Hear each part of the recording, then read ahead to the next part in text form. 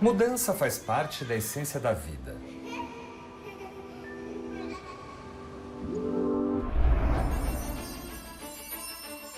Mas na velocidade e na intensidade em que acontece nos dias de hoje, torna a nossa existência mais desafiadora. Seres humanos e tecnologia evoluem continuamente, transformando-se mutuamente. Hoje, esta relação se tornou simbiótica. Há benefícios e ameaças. O amanhã ainda pertence aos humanos? Quais serão os desafios e as possibilidades deste futuro já tão presente no nosso presente?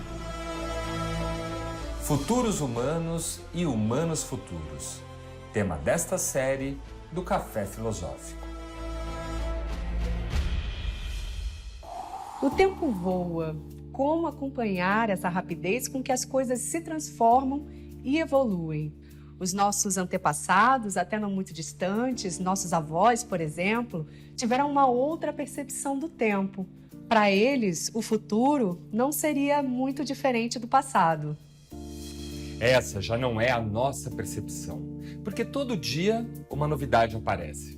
Temos que aprender, ou ao menos conhecer, as tantas novas possibilidades tecnológicas, científicas que vão surgindo e se inserindo na nossa vida, mudando drasticamente os nossos hábitos e nosso jeito de viver. Mal damos conta do nosso tempo. Nunca a questão do tempo foi tão colocada em pauta quanto agora. Provavelmente porque nós acabamos, não é? Estamos, depois de 2 anos, quase 2 anos, nessa pandemia, e a fragilidade, a vulnerabilidade, as contradições que surgiram da realidade diante de nós, nos colocaram agora nessa busca de um passado, de um futuro que seja melhor. Eu fiz aqui um ato falho, porque eu acho que é impossível pensar o futuro sem que a gente repense também o passado. Então, eu tenho defendido uma tese, eu chamo de tese, mas é modesta, é uma ideia, de que nós temos que evitar o presentismo. Nós estamos num mundo hipercomplexo, desafios que não acabam mais, e a tendência é que as pessoas vejam os grandes temas do momento sob um ponto de vista imediatista. Temos que evitar isto, porque senão nós não seremos capazes de entender o próprio presente. Então, a ideia que eu defendo é que nós temos que recuar para melhor saltar. Uma espécie de genealogia do presente. Eu coloco essa genealogia na pós-modernidade. Nós estamos na pós-modernidade. Então, embora os nomes sejam diferenciados, por exemplo, modernidade líquida, hipermodernidade, modernidade reflexiva e outros, ou mundialização, no fundo, todos esses autores e todos esses nomes se referem ao mesmo fenômeno, que eu posso chamar de uma espécie de explosão que implodiu um pouco com o passado e aquilo que nós concebíamos como modernidade. Na modernidade, foi fecundada uma noção de tempo linear, que, aliás, é uma noção de tempo que fundamenta a noção de progresso que está na base do capitalismo e que alimenta o capitalismo. A pós-modernidade significou uma ruptura com essa noção de tempo.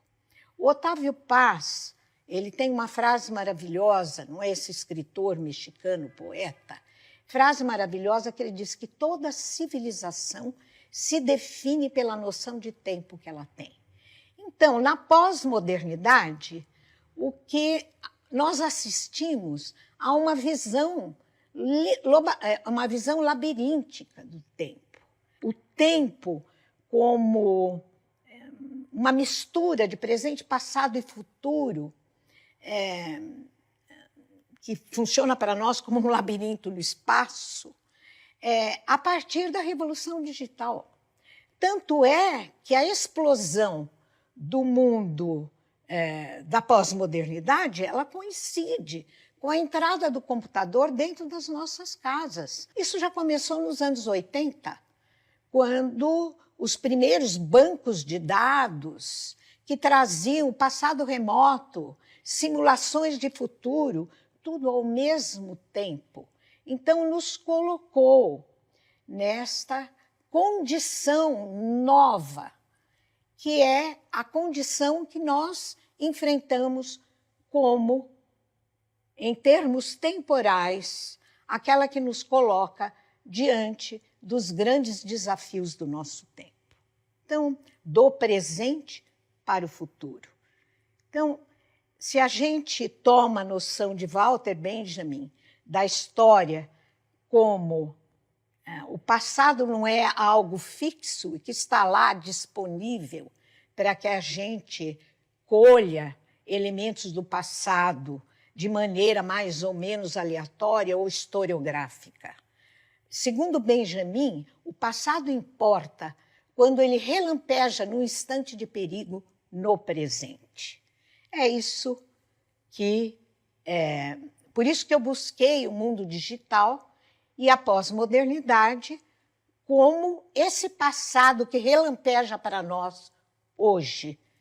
E o instante de perigo são esses grandes desafios que eu vou trabalhar com vocês de maneira breve, mas tentando fecundar a ideia, não é, de que nós estamos diante da necessidade de construir o futuro a partir de um pensamento aprofundado, de uma reflexão sobre os desafios que o presente nos apresenta.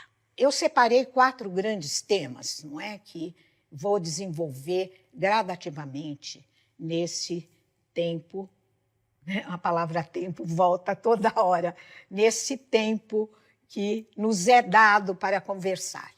O primeiro deles é a inteligência artificial, o segundo, redes digitais, o terceiro, a datificação da vida, do eu, do conhecimento, etc. E o quarto, o antropoceno. Eu começo por um grande tema que está sendo mencionado, aparece em revista, aparece em livros de intelectuais e estudiosos, aparece na internet, por todo lado. É inteligência artificial. Eu creio que, se a gente não procura se informar sobre o tema, nós acabamos caindo numa visão sensacionalista da inteligência artificial. Essa visão que é apresentada nos filmes de Hollywood. Ou seja, que a inteligência artificial vai devorar o mundo humano, que ela vai ultrapassar o humano, exterminar o humano. Isso me parece extremamente equivocado, embora a gente saiba que nós estamos num estágio de inteligência artificial fraca. Já escrevi isso num pequeno artigo, a inteligência artificial veio para ficar, crescer e se multiplicar. Porque a grande riqueza humana, mas é uma riqueza contraditória, é a inteligência. De fato, se a gente olha para o passado, desde o passado mais remoto até hoje, o que nós vemos é o crescimento da inteligência humana para fora do corpo biológico, nas memórias, memórias externas, extrassomáticas.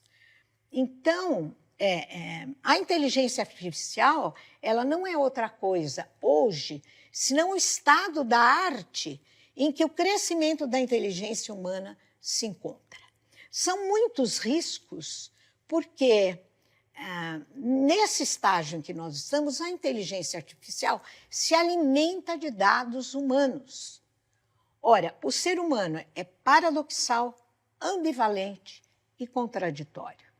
Então, ao importar dados humanos para alimentar seus algoritmos, a inteligência artificial acaba importando vieses, preconceitos.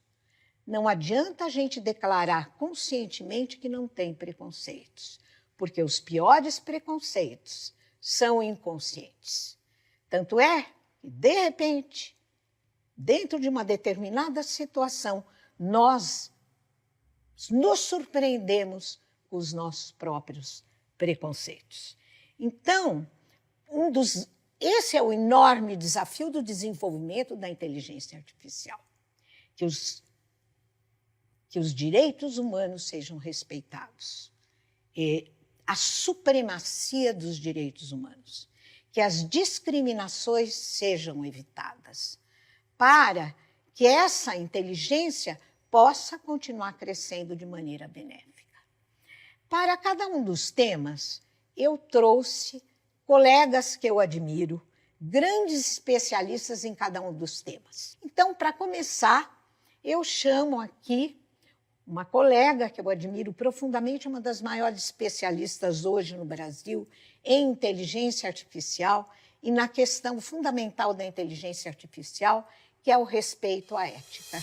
Atualmente, eu identifico 3 grandes desafios para o ecossistema de inteligência artificial. O primeiro é aprimorar a própria tecnologia. A técnica que permeia a maior parte das implementações atuais, chamada rede de neurais profundas, Deep Learning, ela foi reconhecida tanto pela academia quanto pelo mercado em 2012. Ou seja, ela está em seus primórdios. Ela tem um conjunto de limitações que demandam aprimoramento. O segundo é aumentar o grau de conhecimento, de conscientização da sociedade, dos usuários, em relação a essas tecnologias, de tal maneira que os capacite a enfrentar, mitigar esses riscos. O terceiro é a criação de arcabouço regulatório com foco nas aplicações de alto risco, né? Então, eleger setorialmente quais são as aplicações que têm um potencial maior de causar danos tanto às instituições quanto aos indivíduos e criar diretrizes, leis para reduzir, eliminar ou, ao menos, mitigar esses riscos. Então, esses são os 3 grandes desafios que eu identifico no momento. No próximo bloco, a hiperinformação, o agigantamento dos dados na internet, ele redundou nesta patologia da desinformação.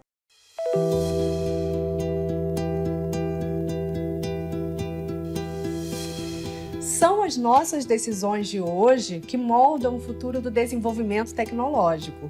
A inteligência artificial é criada por nós humanos e será tão melhor, tão inteligente e ética na medida em que exigirmos que ela seja. Por isso, se faz tão importante que a sociedade se conscientize dos riscos, para aprimorar a própria tecnologia e criar leis regulatórias. Diante de um tema que aparece e começa a ocupar as preocupações da sociedade, é importante que a gente ouça especialistas, pessoas que estão estudando esses temas, para que nós possamos ter garantia de que a informação que vem é uma informação legitimada. Porque, o que eu estou dizendo está muito ligado ao meu segundo tópico, que é outro grande desafio, que é o das redes sociais. Então, vamos voltar um pouquinho para o passado, para os anos 2000. Era uma época de euforia com as redes sociais. Parecia que elas tinham surgido como uma possibilidade de democratização da fala humana. Até então, nós estávamos ainda imersos nos meios de comunicação de massa, em que muitos recebiam a informação e poucos eram aqueles que selecionavam a informação que deveria chegar a cada um de nós. Ora, com a internet, com as redes digitais, parecia que o sonho humano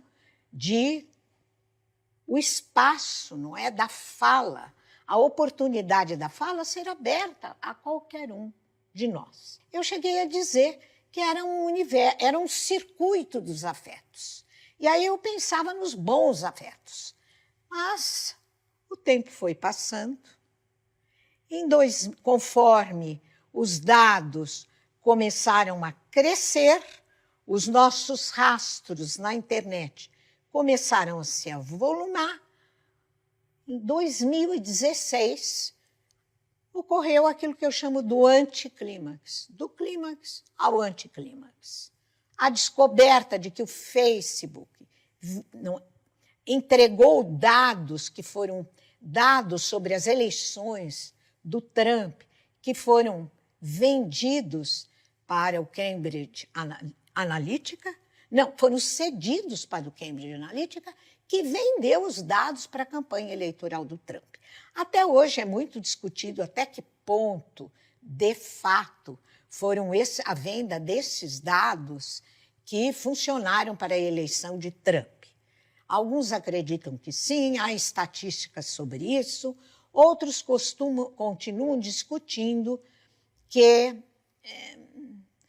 foi uma decorrência também do tipo de cultura americana, que fica muito presa a isso que eu chamo de imediatismo, e que também foi responsável pela eleição de Trump, depois o Brexit. Conclusão, surgiu esta era da pós-verdade. Então, o que é a pós-verdade? Não é que a verdade não existe. Aliás, nós temos que reivindicar a existência e a necessidade da verdade, para que a gente não caia nesse engodo de achar que tudo agora é pós-verdade, ou seja, a verdade não mais interessa. Então, esse anticlímax da pós-verdade, ele está baseado nessa disseminação a disseminação das fake news. Fake news, que são notícias falsas. Então, enquanto as notícias eram um privilégio do jornalista, um merecido privilégio, porque o jornalista tinha formação para isso, o jornalista seguia as regras de deontologia, isto é, de ética profissional. De repente, hoje nós recebemos como notícia tudo aquilo que corre velozmente pelas redes sociais da internet. Então, e passam como notícias. E não adianta a gente dizer que não são notícias, porque muitos jornalistas hoje têm defendido. Se é fake, não pode ser notícia. Se é notícia, então não é fake. Ocorre que nós não recebemos as informações hoje com o rótulo de que elas são falsas. E o mundo da internet é um mundo de compartilhamento intempestivo. É um mundo de uma velocidade inacreditável. Então, e cada um tem sua voz, tem sua palavra dentro da internet. Daí terem surgido essas agências de checagem de fato. E é a grande preocupação que nós temos agora, porque a hiperinformação, o agigantamento dos dados na internet, ele redundou nesta patologia da desinformação. Existem muitas iniciativas contra isso, no sentido de que correções nós podemos ter para um problema tão sério como este. Eu costumo dizer que o grande antídoto é o do investimento numa nova noção de educação, uma educação multissetorial, que envolve desde a educação dos jovens para as redes e nas redes, a educação nas escolas, educação nas redes. Tem que haver uma disciplina específica sobre isso, para que a criança, desde muito cedo, se conscientize de que a responsabilidade que nós devemos assumir diante daquilo que nós postamos em cada minuto e aquilo nas redes e aquilo que nós compartilhamos. Quantas vezes não compartilhamos desavisadamente de informações que são falsas, porque as fake news, elas têm graus. Desde uma fake news que provoca o riso e que não é tão nociva socialmente, quanto as fake news que produzem efeitos políticos e que provocam profundos riscos à democracia. Não apenas a democracia, mas a vida cidadã. Não é? Uma cidadania saudável. Então, para fazer agora uma síntese sobre este tema, eu gostaria de chamar uma outra especialista, na qual eu confio profundamente, que tem trabalhado com isso e, aliás, ela é jornalista de formação e vai nos trazer uma síntese que vai das fake news para esta coisa muito nova e para a qual nós temos que nos preparar em 2022, que são as deepfakes. A gente sabe que não só as fake news, mas todo tipo de desinformação atinge milhões de pessoas diariamente, especialmente de 6 anos para cá, quando se deu tamanho espalhamento viral em sites impostores, redes sociais, mensageiros instantâneos, primeiro com mensagens inverídicas e muitas vezes mal intencionadas, mas quase que de imediato as imagens que antes não tinham uma linha de fraude começaram também a enganar. Então, como um extremo das fake news na era cibernética, surgiu a deepfake, criada com deep learning. Então, em vídeos pré-existentes, como um plágio mesmo, unem-se textos, clonam áudio, sobrepõem imagens sintetizadas por inteligência artificial. Então, um rosto pode ser trocado por outro, ou usa-se um rosto inexistente até, são misturas de outros, né? São as fake faces. Então, edita-se de forma a deturpar, tirar do contexto, na intenção de provocar ainda mais a instalada desordem informacional. De início, quem prestava atenção podia ver sinais da manipulação, como os lábios borrados nos vídeos, né? Ou falas mal cortadas, falta de nexo entre as frases, excessos de corte, etc. Mas com o passar do tempo, as produções foram se tornando mais precisas e estão mais parecidas com suas vítimas. As ferramentas também melhoraram em usabilidade, com seu manuseio ficando cada vez mais fácil. Então, entender de que maneira tanto as fake news quanto sua consequência atroz, né, as deepfakes, como elas propagam estrondosamente e exercem uma ascendência sobre o público, desvirtuando sua maneira de pensar, é a nossa preocupação. No próximo bloco, Conhecimento se transformou em dados. Nossa vida se transformou em dados. Nosso eu se transformou em dados.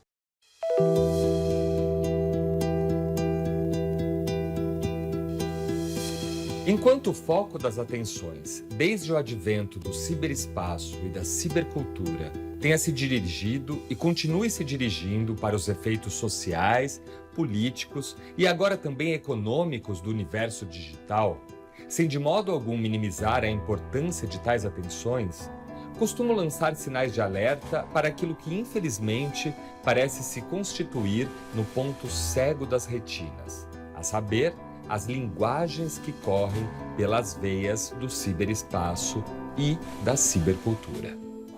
Tem muita gente que diz que o ciberespaço morreu, a cibercultura morreu. Isso é um equívoco. A cibercultura continua viva. E o ciberespaço, onde nós estamos agora, neste momento, eu falando com vocês, vocês nas suas casas, me ouvindo, onde nós estamos? No ciberespaço. O ciberespaço foi ficando cada vez mais complexo, cada vez mais hipertrofiado. Ele é um espaço hoje gigantesco de dados. E dentro dele é inseminada aquilo que nós chamamos de cibercultura. A cultura é inseparável das novas tecnologias que vão aparecendo, que o ser humano vai criando através do desenvolvimento da sua história. Então, nós tivemos as tecnologias no século XIX, que eram tecnologias, a fotografia, o telégrafo, e que criaram a era da reprodutibilidade técnica, logo depois seguida pelo cinema. Daí vieram reprodutibilidade técnica feita de linguagens. Depois veio o rádio, a televisão, que é a cultura da difusão, seguida pela cultura das mídias, dos gadgets.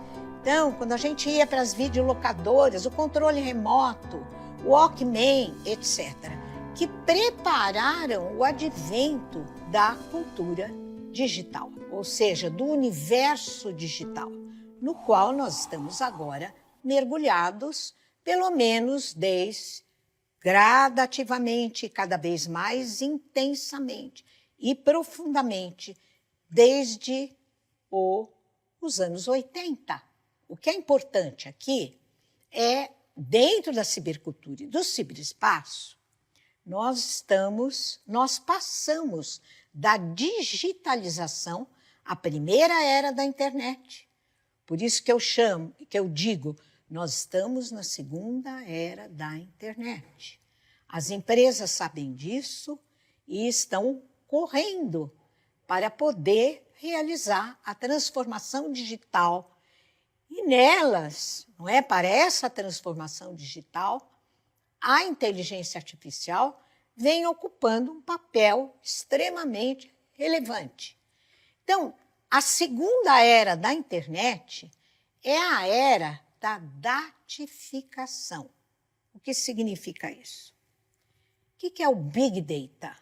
É esse universo de um gigantismo, oceanos de dados que hoje constituem o mundo da internet. E eles crescem continuamente. Não há parada, não há ruptura, por enquanto, para esse crescimento. Por isso se constitui um outro grande desafio que nós temos que enfrentar. Por quê? Os Big Data, os grandes dados, o gigantismo de dados, levou hoje a essa passagem disruptiva da digitalização da primeira era da internet para a datificação, segunda era da internet. Tudo se transformou em dados. O conhecimento se transformou em dados. Nossa vida se transformou em dados. Nosso eu se transformou em dados. Nós estamos criando gênios digitais. Enquanto nós estamos aqui vivendo em carne e osso, não é?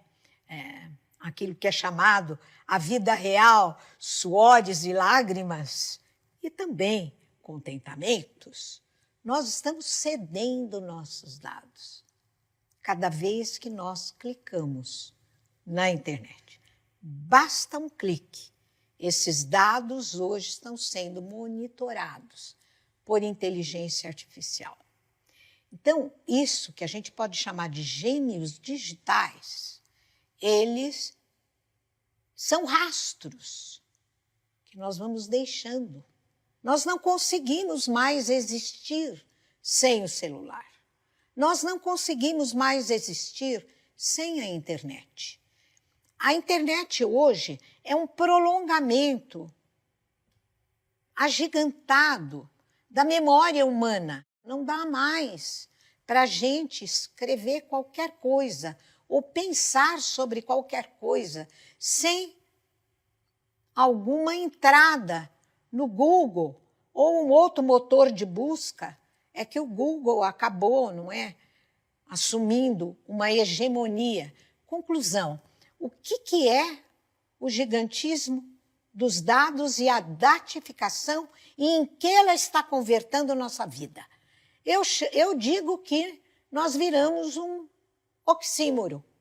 De um lado, nós sabemos que nossos rastros estão sendo monitorados. De outro lado, nós não conseguimos abdicar do celular e da internet. Então, eu considero o maior especialista nesse tema hoje no Brasil. A dataficação é o amplo rastreamento de informações para análise de comportamentos, pessoas ou objetos, gerando recomendações de ações. Ela se dá em 3 níveis. A dataficação da natureza: produzir, armazenar, distribuir e analisar dados exige extração de minério e consumo de energia em data centers. A computação nas nuvens é uma metáfora. A dataficação do conhecimento. Um conhecimento dataficado, por um lado, nos permite ver a vida social em movimento e, por outro, reforça a fé de um mundo transparente, inteligível e manipulável. E a dataficação da vida social, que é o rastreamento generalizado de dados em plataformas e redes sociais digitais. Aqui entra a dataficação do eu. Plataformas e redes sociais funcionam a partir de um indivíduo performado como um conjunto de dados, a partir do qual algoritmos de recomendação os indexa em perfis, induzindo assim ações e valorizando coisas em detrimento de outras. Portanto, a recomendação é uma espécie de coerção, pois a lógica algorítmica torna coisas invisíveis. Ela não recomenda apenas, ela induz. Os processos de dataficação produzem, material e discursivamente, as categorias pessoais e psicológicas que serão não só atribuídas aos indivíduos, como serão naturalizadas por eles. Somos muitas coisas, mas somos pragmaticamente os dados. Se somos dados, que dados são coletados? Por que desce e de outra ou não de outra maneira? Por quem? Torna-se urgente, portanto, transformar essa formatação e a recomendação algorítmica da dataficação em uma questão política. Certamente é uma questão não apenas econômica, mas também política, sobretudo política. Por quê? Vocês estão vendo que a Dora, a Magali e agora o André vem colocando uma ênfase na urgência. Nós temos que encontrar caminhos para que esses grandes problemas encontrem modos de superação. Os problemas existem. Para que a inteligência benigna humana entre no jogo e consiga abrir caminhos. Ora, essa era da datificação, não por acaso, como os dados hoje estão na mão, né? Na mão, aliás, é um eufemismo, estão sob o domínio e a hegemonia das grandes empresas, como Amazon, Facebook, Spotify e etc. Detém a hegemonia dos dados e lucram, é uma nova forma de capitalismo. Lucram com isto e certamente acabam, por meio do monitoramento dos algoritmos, trazendo de volta para nós exatamente aquilo que nos coloca dentro de uma bolha. Porque os algoritmos, não é? O monitoramento dos algoritmos, eles adivinham, não é? Aquilo que a gente quer. Então, não resta entrada para a gente furar a bolha e buscar aquilo que a gente gostaria de querer. E que, fechados numa bolha, nós estamos praticamente enclausurados em retornos e recomendações. Por exemplo, no Netflix, ele manda para mim recomendações daquilo que ele acha que são minhas preferências, as suas, a de outro usuário. E como o mundo da internet é um mundo de uma velocidade inacreditável, a gente vai acatando sem que a gente tome o cuidado de se lançar na aventura de uma procura por aquilo que a gente ainda não viu, ou aquilo que extrapola e que nos leva para os caminhos da alteridade. Nós temos... É tão importante que a gente aprenda a dialogar com aqueles que são diferentes, aqueles que pensam diferente de nós. No próximo bloco... É a inteligência artificial que está hoje monitorando as redes, que está por baixo, invisível. Eu costumo dizer que nós temos que aprender a pensar aquilo que não é visível.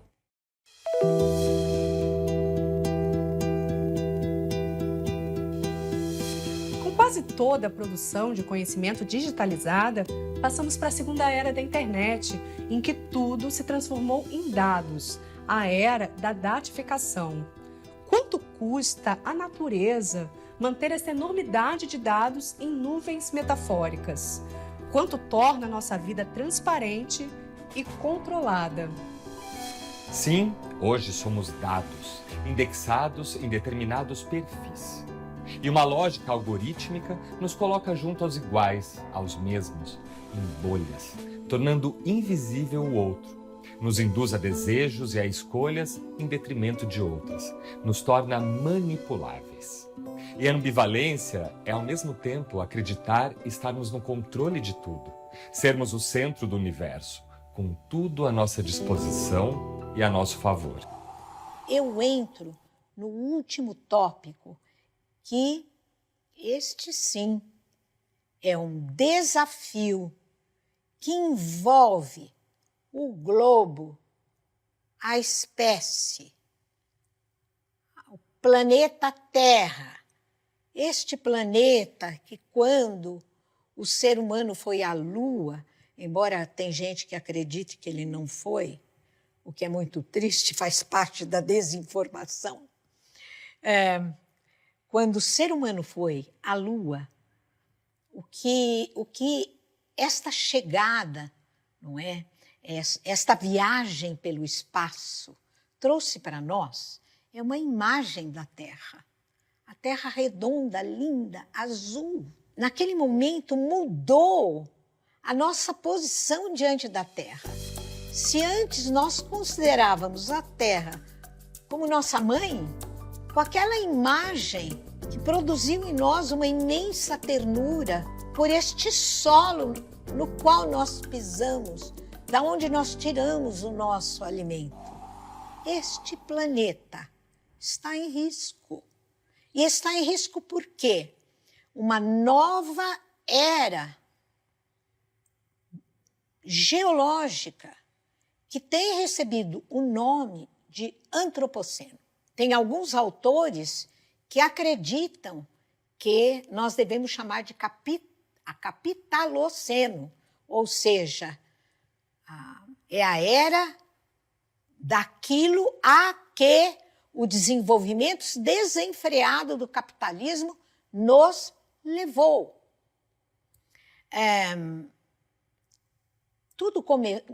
As marcas, não é? As marcas dessa transformação e ruptura do tempo geológico, alguns marcam com a Revolução Industrial, máquina a vapor, e que a Terra começou, não é, a ser contaminada por gases, efeito estufa e etc. Mas outros marcam o início depois da Segunda Guerra Mundial, que coincide exatamente com a era do advento das tecnologias computacionais.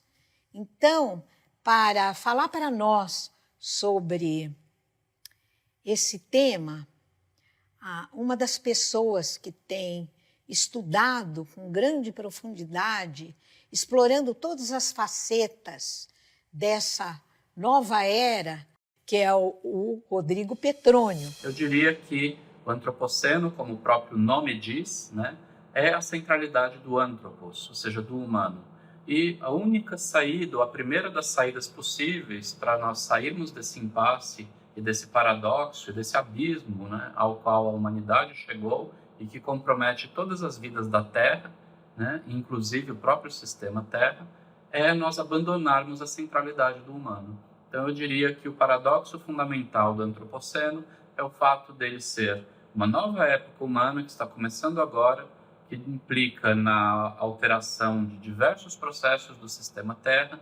É uma alteração que decorre da centralidade do humano, ou seja, de todas as narrativas antropocêntricas que colocam o ser humano no centro dos processos da vida e da Terra e do universo, e que agora está chegando nos seus estertores, nos seus limites finais, e é preciso, então, urgente, nós abandonarmos essa fisionomia, essa autocentralidade e esse antropocentrismo e superarmos de uma vez por todas as divisões entre natureza e cultura e todas as formas de dualismo. Esse é o caminho e é um dos principais recursos para que nós consigamos ultrapassar esse limite e achar soluções para esse cenário cada vez mais preocupante, cada vez mais abissal, que se abre diante da humanidade da Terra no começo do século XXI.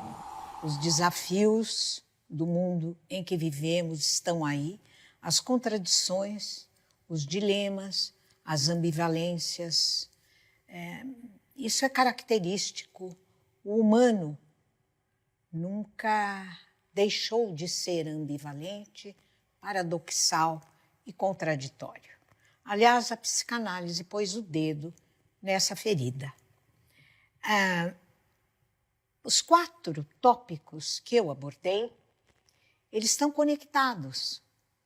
Tanto é que eu comecei pela inteligência artificial, não apenas porque a gente poderia chamar o último grito do desenvolvimento tecnológico científico, não é, da tecnociência, mas é a inteligência artificial que está hoje monitorando as redes. É a inteligência artificial que está por baixo, invisível. Eu costumo dizer que nós temos que aprender a pensar aquilo que não é visível. Esse frisson com as redes sociais é porque elas são visíveis, mas por baixo estão tocando instrumentos invisíveis que nós precisamos começar a aprender a explorar. Eu não conheço outro tipo de exploração a não ser pela busca de informação legítima, que nos tragam garantias de que lá está um caminho para o conhecimento. Hoje, carregamos na palma da mão o cinema, o rádio, o livro, o teatro e até a televisão. Temos acesso, através das nossas pequenas caixas pretas, a quase todo o conteúdo disponível pela internet. Essas extensões e seus inúmeros acoplamentos a dispositivos de suportes midiáticos geram relações comportamentais, sociais, políticas e culturais distintas do passado. Diante da diversidade de opções que se descortinam, está se dispersando a cena televisiva tradicional, de um entretenimento restrito a uma tela, cuja audiência estava limitada pelo tempo, lugar e conteúdo. Tanto é assim que hoje programas de televisão podem ser vistos em carros e nas minúsculas telas dos celulares, o que nos permite concluir que aquilo que costumávamos chamar de televisão adquiriu um caráter nômade, tanto quanto é nômade o nosso celular e nós mesmos. Navegantes nômades em um oceano sem margens, no qual o logos cede ao hiperlog dos contínuos logins. Mais reflexões no site e Facebook do Instituto CPFL e no canal do Café Filosófico no YouTube. Hoje nós somos navegantes, surfadores de arquiteturas líquidas de linguagem. A multiplicidade de linguagens com as quais nós estamos convivendo, as quais nós estamos dialogando, aprendendo. E agora a porta que se abre é a do metaverso.